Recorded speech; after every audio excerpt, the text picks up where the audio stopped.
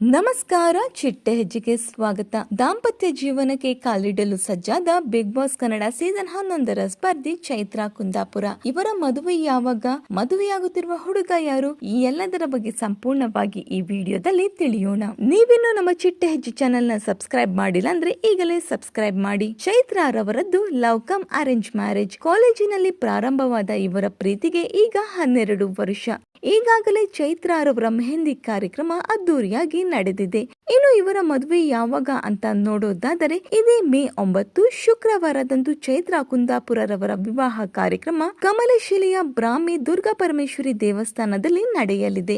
ಹಾಗೂ ಇವರು ಮದುವೆಯಾಗುತ್ತಿರುವ ಹುಡುಗನನ್ನು ಚೈತ್ರಾರವರು ತಮ್ಮ ಬಿಗ್ ಬಾಸ್ ಕನ್ನಡ ಸಹ ಸ್ಪರ್ಧಿಗಳಿಗೆ ಪರಿಚಯಿಸಿದ್ದಾರೆ. ಸದ್ಯ ಈಗ ಸೋಷಿಯಲ್ ಮೀಡಿಯಾದಲ್ಲಿ ಚೈತ್ರಾರವರು ಮದುವೆಯಾಗುತ್ತಿರುವ ಹುಡುಗ ಇವರೇ ಅಂತ ಈ ಒಂದು ಫೋಟೋ ಹರಿದಾಡುತ್ತಿವೆ.